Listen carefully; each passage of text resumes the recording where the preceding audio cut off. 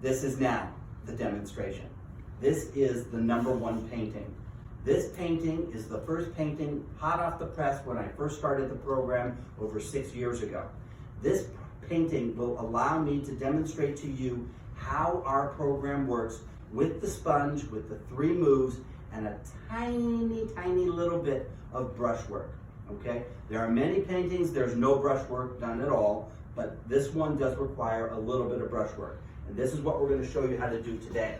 Here, I want you to hold on. Now you be careful, this is a very special brush, okay? What this brush is, this is the one brush that will actually touch the painting. But you're gonna keep me honest, okay? And you're gonna hold it and make sure I don't use it, okay? Now, we do have this brush. This brush is going to, are you ready? Never, never, never touch the painting. But I'm gonna use this all the time for the class. I'm gonna show you. Okay, I gotta take a deep breath, I gotta relax. This is the hard part of every class. Everybody watching and ready? There, that's it. Can you do it? I'll bet you can. This is mostly what we do with our brushes. We're gonna use this large brush to mix up a color of paint, and then we'll clean out the brush. We'll mix up the color of paint, we'll clean out the brush. That's all we really do with this brush in our classes, okay? Now, what I'm gonna do to start with, and you'll see me use this a lot this morning to just mix up this color, and that's all we're gonna use it for. So I'm gonna use this color that I'm gonna create here to mix up a golden yellow color that I'm gonna use to create my sunset for my painting. This is the sponge. Technically, this is 2 sponges. We cut them on a diagonal so that they become into a triangular shape, okay? This sponge came from this, okay? But it was cut. This is one that's already been used a little bit, and that's what we're gonna use, okay? It fits into your palm of your hand very easily, and it is in a great way that we can utilize the program. Now, so I have the color onto the sponge, and all I'm gonna do is just pull nice and soft across the page. I'm gonna use the #1 motion.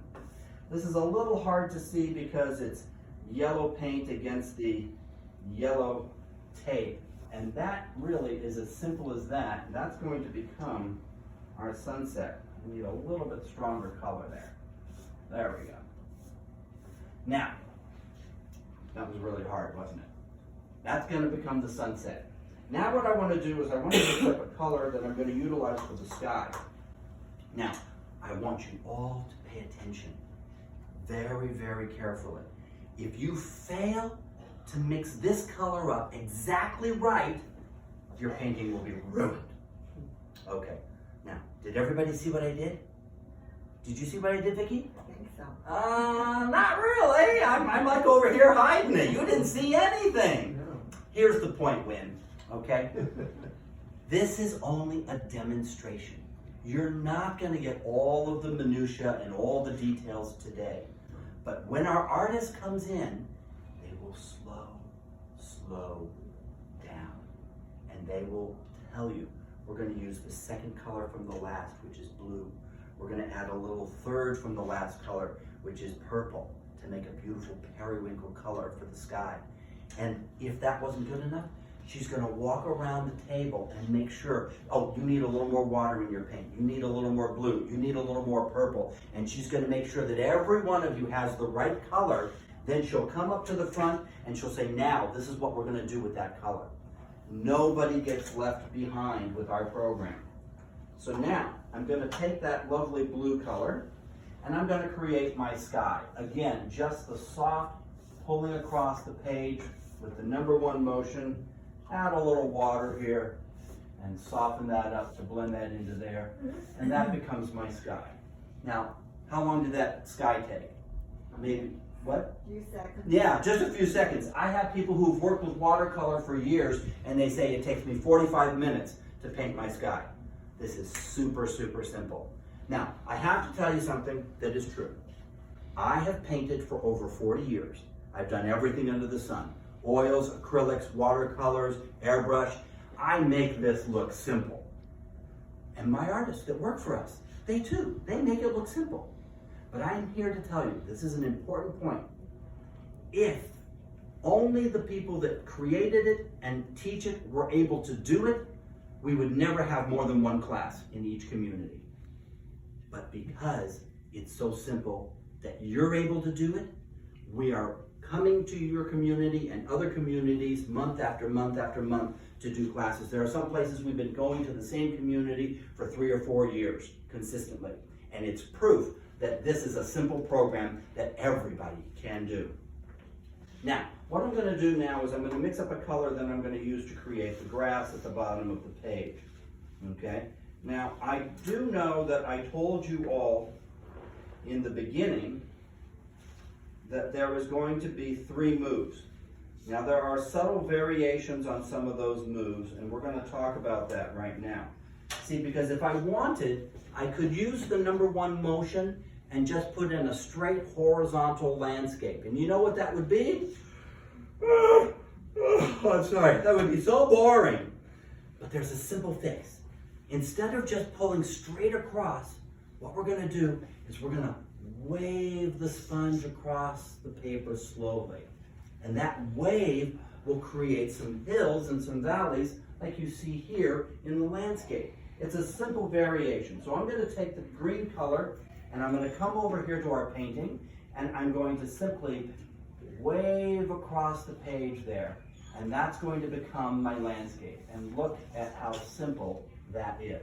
You know what? One of the hardest problems that we actually have in our classes is that people think that it's harder than it is, and they keep just scrubbing and scrubbing and scrubbing and scrubbing, and before you know it, they have a hole in their paper. It's actually super, super easy. The hardest part of the program actually is being patient, because while I'm over here helping win, you have to be patient, Vicky, so I can eventually get to you. But if you're patient and you follow these steps, you will all get through the painting together. Now, what I want to do is I want to begin to paint our tree. And what I'm going to do is I'm going to be putting some leaves onto the painting, which is kind of strange because normally people would say to me, well, wait a minute, if you're going to paint the tree, wouldn't you first paint the physical tree? That would make sense. There's a reason why we put the leaves in the tree first. Do you need to know why? No, you don't need to know why. You just need to follow the steps one at a time. If you want to know why, it's real simple. The grass is wet. And because the grass part of the painting is wet, I have to let that dry before I paint the physical tree into there. But we don't want to waste that time, so we're going to go ahead and we're going to use the sponge to create the leaves first. Now, we're going to use the second motion in our painting program, which is pat. In our classes, the teacher will teach you where, when, and how to pat with your sponge. Now I'm going to come over here to the painting, and I'm going to just softly and randomly pat some of those leaves into the tree for the painting. Oh, shoot. Ah, I hate when I do this. I really, really hate. Oh, you see what I did? On the wrong side. Oh, she's right. I ruined my painting. I put the tree on the wrong side. Is it true? No, seriously. Jim is right. It doesn't matter. It is your painting. You want the tree on the left, you put it on the left. You want the tree on the right, you put it on the right. I got this one woman in one of our classes, she says, I hate blue skies. I said, fine. You don't want a blue sky? Look what we have. Make the same painting with a purple sky. Okay? And then she was happy. Okay? Or if you don't like yellow, you can use a different color. It is your painting. You can make it however you want.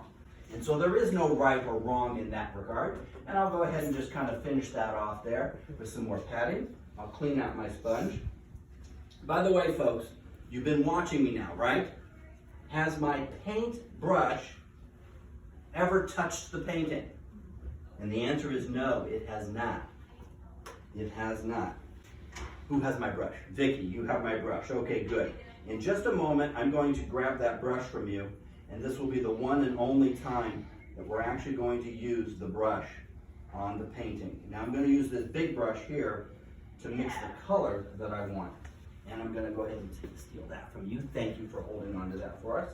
All right, folks, here we go. This is where the rubber hits the road. This is always the most difficult part of any of our paintings, and it's when the brush comes out. In fact, everybody in our classes, they're all moving swimmingly along with the sponge and no problem, and then we get to the brushwork and the moans and the groans roll across the room, because this is the difficult part. Now, I make no bones about it. We are not here to paint your painting for you. But for those of you who need a little extra help with the brushwork, we're happy to help those who need help with it. Okay? We're also happy to share with you lots of tricks on how to use a brush that make it super easy. Now, we paint a lot of trees in our program. And what's going to happen inevitably is somebody is going to ask us, Steve, tell me, please, how do you paint trees? And my answer is always the same. Why? And they shake their heads and they say, no, you misunderstood. I'm asking you a question. How do you paint trees? And I said, why? Would you like to see why? Yes. Thank you. I'm going to show you why. All right. So I'm going to take my brush. I'll start down here in the grass and pull up into the tree.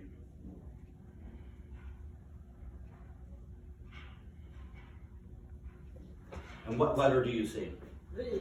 Why? That's why. If you don't know how to paint your trees, simply start with the letter Y. It is the easiest way to start your trees. And in fact, if you look at trees that are pruned properly, they are made with all kinds of tiny little Ys as you reach to the top of the canopy of the bough of the tree. Now I'm going to go ahead and do something strange. If I was in my studio, this is what I would actually do. I would paint the tree upside down. I'm not going to teach you why today I do that, but in our classes, our artists will explain why we sometimes turn the painting upside down. So I'm going to go ahead and use this brush to create some additional Ys in our painting for the tree. And if your hand is shaky or wiggly or wobbly, well, that's okay. Lots of trees have wobbly kinds of branches on them, so that's not a problem. I want to do a nice job because Valerie is going to inherit this painting, and so I know she's going to be disappointed if I don't do a good job. And again, this is the difficult part of the painting for the day, and if you need extra help with this part of the painting, we are happy to help those who need help with it. All right, and I'll do this one other thing. Trees have one basic rule. They have to be thicker at the bottom and thinner at the top. As long as you follow that basic rule, you're going to be fine. So, from this point on, no more brushwork. That's all there was, just to create the tree, and that's it. I'll put that nasty brush away, and what I'll do now is the rest of the painting is done with nothing more than the sponge. Now, what I'm going to do now is I'm going to ask you all to please help me to finish a statement. Variety is, anybody? Anybody? Variety is? According to the person, right? Well, okay. Okay, maybe you guys haven't heard this one before. Variety is? Spice of life. Thank you, somebody gets it. Variety is the spice of life. And because variety is the spice of life, we want some variety in our painting. Even though I have green leaves in here already, I want to add a different color green into there to give it some more variety. So I've mixed up a different kind of a green this time. I'm going to go ahead and put that onto my sponge. And again, I'll use the patting motion to just fill that area in. Oh, look at that. That gives us some nice variety there, some variation from the other green that we already had. Now, one of the other things that is going to come into certain painting classes, if you're an artist and you've been painting for years, then you have no problem with this kind of stuff. We're going to put a shadow in. Some people ask us in classes, they say, well, tell me, do you do chiaroscuro? Do you teach us line quality? Do you teach us the difference between a value and a hue? And right now, everybody in this room, they don't have a clue of what I'm talking about. Well, maybe you do, because you're an artist, okay? But most people don't understand those terms. We're not here to teach you those terms. I know all of that stuff, but that's not what we're here for. All you care about, how do I make my painting look good? How do I put a shadow in? You don't need to understand light object theory or any of those things. All you need to know is you take your sponge with a darker color and you pat here. And we'll show you where to pat to create that little bit of a shadow on the bottom of the bough of the tree. And it's that simple. You don't need to understand light object theory. You don't need to understand all of these other terms. We like to make it simple so everybody can do it. Now, everybody who does this painting has the same problem at this stage of the painting. The tree is floating in the meadow. It's been planted, but it hasn't been grounded yet. And that's where the third motion with the sponge comes in. Remember, it's a pat and a short horizontal stroke. A pat and a short stroke. And so I'm going to take a darker color, and I'm going to come here to the base of the tree, and I'm going to pat and short stroke that to give a little bit of a shadow underneath the tree so that it looks like it's actually in the ground. Move this a little closer to the base of the tree there, so it looks like it's connected there. There we go. That's going to work. Mesh that up there. Some softening. Okay, we are almost done. We have one last color that we're going to do. And again, you don't have to understand about highlights and light object theory. You just have to follow the directions. And all we're going to do is we're going to mix up a color which is a bright, bright yellow, like a cadmium yellow.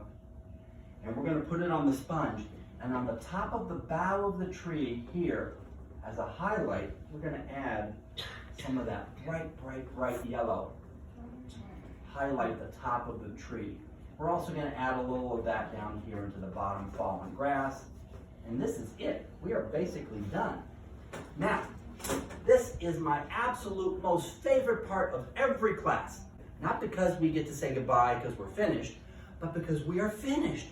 And we're going to do something that we call the unveiling. When we started, we had a beautiful piece of paper with a yellow border that looked really nice and clean. But by the time we get to the end of the painting, the yellow border looks pretty yucky because we've painted all over it.